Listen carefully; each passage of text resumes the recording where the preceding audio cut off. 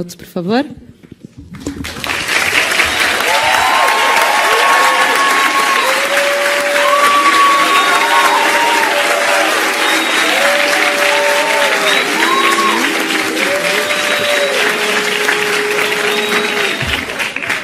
Bem, boa tarde a todos. Eu gostaria aqui, inicialmente, apenas de cumprimentar e agradecer o gentil convite que me foi feito pela organização, todas as pessoas muito gentis, e cumprimento a pessoa da doutora Fernanda Farina aqui presente. Para mim é um prazer e uma honra estar nesse evento para discutir esses temas tão relevantes, não só a questão da justiça, mas os temas anteriores, que foram muito interessantes, educação, desenvolvimento social, economia e meio ambiente. Cumprimentar aqui os demais componentes da mesa, o ministro Cuevas, o doutor Buais, e um cumprimento especial aqui ao ex-ministro José Eduardo Cardoso. Não sei se alguém esperava um confronto ou coisa parecida. Eu digo que não dei nenhuma cotovelada nele aqui. Mas, enfim, eu até acho que isso reflete um pouquinho os comentários assim um pouco tolice, como se não se pudesse dividir o ambiente e conversar. E, como foi dito pelo ministro e também anteriormente pelo ex-ministro Patrus Ananias, a democracia é um espaço, acima de tudo, de liberdade. E dentro dessa liberdade, é natural que haja divergências. O importante também, e isso eu acho que é central dentro de uma democracia, é aquele espírito de tolerância. Então, discutamos, divergimos, chegamos a alguns consensos, resolvemos alguns dissensos por questões ou de debate ou de chegar a uma maioria. Eu não tenho nenhum problema em relação a isso. E, então, fica esse cumprimento especial. O ministro é um jurista de qualidade e revelou isso pela fala dele. Sigo adiante, então. O tema é sobre a interferência do Poder Judiciário, uma eventual interferência do Poder Judiciário nos outros domínios políticos e administrativos. Tem diversos aspectos dessa questão. É impossível aqui esgotar esse tema em 15 minutos. A principal preocupação, quando se fala nessa interferência excessiva do judiciário, diz respeito não propriamente à questão de aplicação da lei criminal, da justiça criminal, talvez o motivo do meu convite, mas principalmente em relação à revisão da constitucionalidade das leis, né, o tal do Judicial Review. Nesse aspecto, nós temos que reconhecer que realmente o Poder Judiciário, esse poder de revisão do Poder Judiciário sobre leis, e de uma forma até mais significativa sobre políticas públicas em outros ambientes, políticas administrativas, deve ser exercido com uma certa parcimônia, né, uma autocontenção. Tem um autor norte-americano que eu gosto bastante, que é o Alexander Bickel, tem um livro, The Least Dangerous Branch. Hoje não sei se ele escreveria, colocaria o mesmo título, mas ele fala em virtudes passivas, né, do juízo constitucional, e acho que isso me parece, reflete bem uma certa postura que o juiz deve ter na interferência da atividade dos demais poderes, essas virtudes passivas, essa política de autocontenção. Um juiz da Suprema Corte norte-americana, que é muito interessante, é o juiz Robert Jackson. Ele foi lá promotor também no caso de Nuremberg, tem uma história bem interessante. Ele é um rei de aforismos, e um dos aforismos que ele tem é, talvez aqui não esteja citando literalmente, mas ele diz, quando o juiz da Suprema Corte, que ele fala, olha, a coisa mais importante que nós fazemos aqui é não fazer, né, refletindo que em determinados momentos a Suprema Corte, o juiz constitucional não deve realmente interferir. Mas, por outro lado, e aqui eu comungo com o entendimento, se eu entendi completamente do ministro Barroso, eu acho que eu compreendi, que por vezes é salutar também um ativismo judicial na tutela, especialmente de direitos fundamentais, direitos fundamentais muitas vezes titulados por minorias que podem ter alguma dificuldade de ter os seus direitos reconhecidos dentro dos órgãos majoritários. No direito norte-americano é sempre muito citada aquela famosa decisão da Suprema Corte norte-americana, Brown versus Board of Education, relativa à dessegregação nas escolas públicas, algo que se conseguiu no judiciário muito antes, quase uma década antes, de haver um reconhecimento legislativo dessa proibição de segregação. E no nosso caso do direito brasileiro, do Supremo Tribunal Federal, poderiam ser citadas decisões também relevantes nesse sentido. Talvez a mais significativa seja aquela decisão na qual foram reconhecidos direitos iguais, né, para uniões homoafetivas das uniões heteroafetivas, que também foi um julgado muito significativo do Supremo Tribunal Federal. No campo criminal, nós podemos fazer aqui uma distinção. Falar num determinado aspecto, num controle de constitucionalidade do direito penal, do direito processual penal, que aí se aplicam as mesmas regras relativas a essa da revisão constitucional de leis. E, no outro aspecto, a aplicação, realmente, do direito penal nos casos concretos. No que se refere ao primeiro caso, me parece, e aqui colocaria um exemplo muito relevante também do Supremo Tribunal Federal, muitas vezes o direito penal ele tem uma seletividade perversa, né? Ele acaba sendo aplicado de uma maneira muito intensa em relação a determinados grupos vulneráveis, enquanto em relação a determinados grupos poderosos, ele, por vezes, é relativamente ineficaz. E o Tribunal Constitucional, a meu ver, deve estar sensível a essa problemática. E me parece que esse é o caso do Supremo Tribunal Federal. Talvez esses casos, por exemplo, de corrupção, que nos preocupam e nos assustam, e todos somos contra a corrupção, representem uma certa, vamos dizer, apropriação privada, né, pelo Estado, pelo aparato estatal, por determinados grupos poderosos, política e economicamente. E muitas vezes sem ter um contrabalanço da atuação desses grupos específicos por parte da justiça criminal.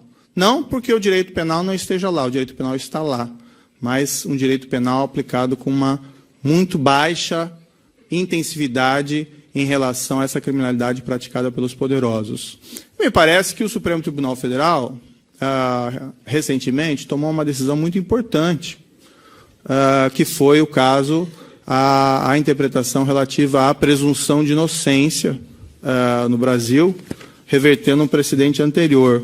Havia um precedente de 2006, o habeas corpus 84.078, que dava um significado à presunção de inocência no sentido, olha, só após o trânsito em julgado de uma decisão condenatória se pode executar a pena. E, bem, ninguém em abstrato discorda, talvez, desse tipo de mandamento, mas, na prática, isso era extremamente desastroso, porque no sistema brasileiro, o sistema judicial brasileiro, ele é um sistema sobrecarregado. Nós falávamos aqui das ações trabalhistas, mas em outros setores do direito também existem milhões de ações em trâmite. E, por outro lado, é um sistema de uma intensa generosidade recursal, né? Tem aquela famoso adágio em direito, para todo direito existe uma ação. Eu diria que no direito brasileiro poderia se falar também, para toda ação existe um recurso, né? Pois é, essa junção de um sistema judicial sobrecarregado e uma generosidade excessiva de recursos fazia com que pessoas poderosas, econômica ou politicamente, conseguissem manipular o sistema utilizando os meios de defesa disponibilizados pela lei, com advogados habilidosos, e aqui não vai nenhuma crítica à advocacia, mas os meios estavam disponíveis, conseguiam fazer com que processos que buscavam a responsabilização de agentes econômicos ou políticos poderosos, responsabilização por eventuais crimes contra a administração pública, nunca chegassem ao seu término. E, na prática, isso significava impunidade. A justiça sem fim é uma justiça que não se realiza, é uma justiça nenhuma. E o Supremo Tribunal Federal, atento a essa, vamos dizer assim, ineficiência do sistema em relação a esses grupos, a essa corrupção, muitas vezes desenfreada, porque o sistema não tinha instrumentos de responsabilização efetivos. Mudou esse precedente, isso foi no começo de 2006, em 3 precedentes, habeas corpus 126.292, relatado pelo saudoso ministro Teori Zavascki, e depois nas ações declaratórias de constitucionalidade 43 e 44, relatadas pelo ministro Edson Fachin. E o Supremo entendeu, olha, a partir de um julgamento em apelação se pode executar desde logo a pena, não se eterniza a relação processual, e com isso o Supremo Tribunal Federal fechou uma janela de impunidade muito elevada. Claro, quem discorde desse entendimento, dizendo que viola a presunção de inocência, eu diria o seguinte: a presunção de inocência tem 2 aspectos. Um aspecto probatório. Só se pode ser condenado com prova categórica, com prova acima de qualquer dúvida razoável. É uma regra de prova. Essa regra não pode sofrer qualquer espécie de flexibilização. Isso é uma regra sagrada, é regra de ouro no direito processual do Estado de Direito, direito processual penal. Por outro lado, a questão da prisão, no mundo inteiro, em geral, a prisão antes do julgamento é excepcional, como foi bem colocado, bem argumentado aqui pelo ministro Cardoso. A prisão preventiva realmente deve ser excepcional. Mas quando se fala em uma prisão após um julgamento de segunda instância, não se está falando mais de uma prisão pré-julgamento, mas sim uma prisão que já passou por 2 etapas de julgamento. É um julgamento de primeira instância e ainda um julgamento de revisão. A ilustrar que não significa violação da presunção de inocência, se tem que 2 países que são considerados berços históricos da presunção de inocência, Estados Unidos e França, a prisão, como regra, se opera a partir do julgamento de primeira instância. Bem, se esses países com tradição democrática e liberal bem mais intensa do que o Brasil praticam essa regra, parece que é inconsistente afirmar que existe aí uma violação à presunção de inocência, pelo menos no sentido universal dela. Enfim, me parece que aí foi um exercício de judicial review do Supremo Tribunal Federal, num aspecto extremamente interessante, porque se precisa, na estrutura do Estado Democrático de Direito, se precisa, sim, ter atenção para minorias. Isso é um tema clássico do direito constitucional e da teoria política. Mas, por outro lado, também há que haver uma preocupação quanto, vamos dizer assim, à dominação da estrutura estatal por interesses que não são exatamente convergentes com o interesse público. Ou seja, tem que se proteger a formulação das políticas públicas, tem que se proteger o poder da contaminação por interesses especiais. Isso era uma preocupação que estava, inclusive, lá nos próprios federalistas. Tanto que uma ideia de se dividir o poder para evitar o abuso de poder é também evitar que esse poder seja utilizado não em prol do interesse público, mas em prol de interesses especiais. E por isso é necessário que se tenha também um processo, um direito penal e um processo penal que seja capaz de barrar a contaminação do Estado por interesses especiais. E para isso se precisa ter um direito processual efetivo e, a meu ver, nesse sentido, foi extremamente feliz o Supremo Tribunal Federal nesse julgamento. Num outro aspecto, da aplicação da lei penal. Aí não se fala mais em judicial review, mas se fala do trabalho do juiz clássico. Muitas vezes você tem esses questionamentos a respeito da interferência do juiz na política pública de saúde, e esse é um tema extremamente complicado, mas quando nós falamos do juiz aplicar a lei penal nos casos concretos, aqui nós estamos falando de ortodoxia, de um papel clássico do juiz. E o papel do juiz nesses casos é seguir as regras, aplicar a lei, e no processo penal isso significa que o inocente vai para casa, ou permanece em casa todo o tempo, e que o culpado sofre as consequências, e em casos de crimes com certa gravidade, entre os quais eu coloco a corrupção e crimes contra a administração pública, ele sofre uma sanção, que pode ser uma sanção prisional, uma pena de prisão. A justiça funciona dessa forma, quando se tem esse resultado específico. Agora, aqui não precisa nenhum ativismo, em realidade. Aqui é pura ortodoxia. E eu, particularmente, não defendo nada diferente da ortodoxia na aplicação pelo juiz penal, da lei penal, nos casos concretos. Esse tema da prisão preventiva tem sido um tema realmente polêmico, mas o que eu tenho falado nas minhas decisões e, eventualmente, em público, de uma maneira abstrata, que não defendo nada diferente da aplicação ortodoxa da lei processual penal. E essa lei diz o seguinte: a prisão preventiva é excepcional. E eu concordo absolutamente com isso. Tem que se evitar o risco máximo de com que um inocente seja eventualmente preso antes de um julgamento, porque isso potencializa o erro judiciário. Não obstante, a nossa lei processual penal também permite que o juiz, eventualmente, adote esse regime drástico da prisão preventiva com objetivos previstos em lei. Então, por exemplo, proteger a investigação criminal. O primeiro diretor da Petrobras, aqui falando um caso concreto, o primeiro diretor da Petrobras que foi preso, isso lá em 2014, não houve uma ordem de prisão imediata contra ele. Houve uma ordem de busca e apreensão.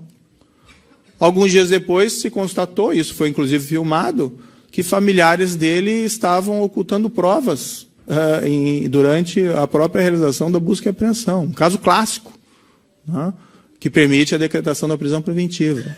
O Supremo Tribunal Federal decretou, com muita coragem institucional, a prisão preventiva de um senador em exercício. E ali se tinha um caso clássico de uma interferência daquele senador, ex-senador, para coibir a colheita regular de prova em uma colaboração premiada.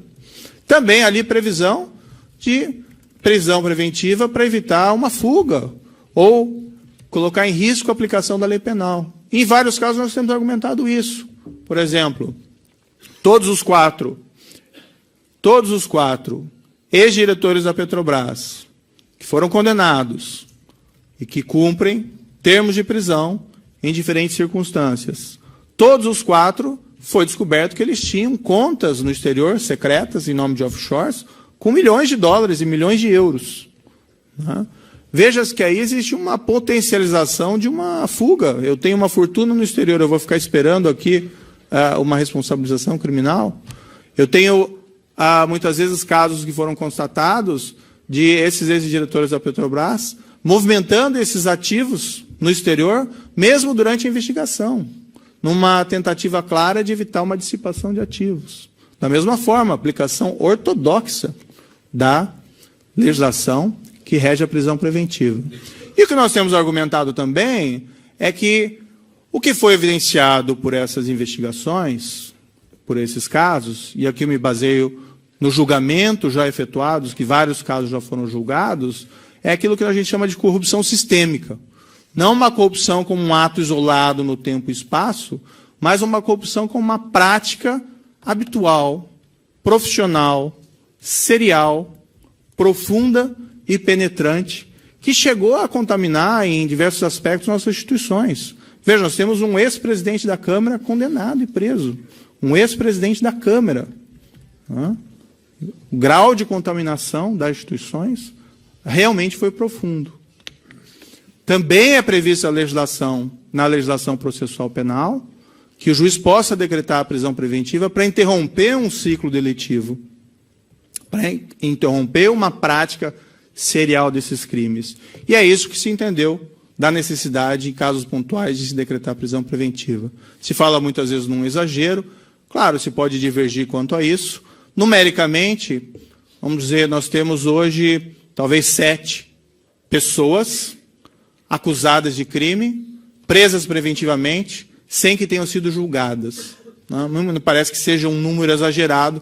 Em qualquer vara criminal de capital de Estado, se tem lá os juízes decretando prisões muito mais numerosas a cada dia, ou a cada semana, ou a cada mês. E quando se fala nessas 7 prisões, nós não estamos falando de prisões de pessoas vulneráveis. Nós estamos falando de prisões de pessoas, ao contrário, de pessoas poderosas. Então, as pessoas podem divergir razoavelmente nos casos concretos, se essa prisão era necessária ou não era necessária, mas, assim, na minha visão, no meu entendimento, é a aplicação ortodoxa da lei penal que permite, em casos excepcionais, e aqui é uma excepcionalidade, essa prisão preventiva. E aqui já fui chamado várias vezes que tem que encerrar. Só para finalizar, recentemente estava lendo um livro muito interessante, conta uma experiência judiciária fantástica, envolvendo os processos no Peru, na época da ditadura Fujimori e Montesinos. Né? E se falava ali do trabalho que se fez na Procuradoria, em procuradores especiais e na Justiça, de debelar aquela contaminação criminal do Estado peruano naquela época, pelo Fujimori e pelo seu brado direito, Vladimir Montesinos. E o autor desse livro, hoje ele é presidente da Transparência Internacional, José Algás, e uma das coisas que me chamou a atenção no livro, ele falava, olha, era necessário que o Judiciário, o Ministério Público, no início daqueles processos, demonstrassem uma firmeza, porque não se tinha fé que as instituições judiciárias conseguiriam, vamos dizer, Fujimori era um presidente no poder, e o Vladimir Montesinos era alguém envolvido em crimes terríveis, não só contra a administração pública, mas tráfico de drogas e extermínio.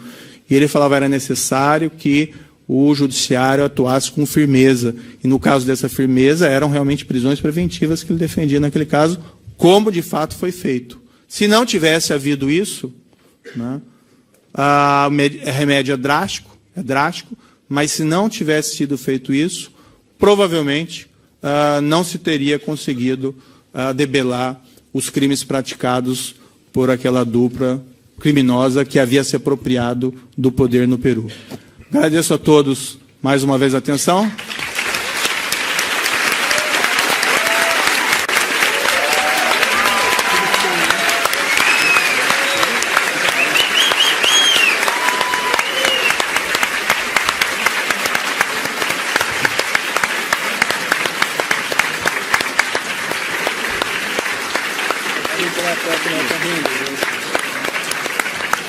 Obrigada.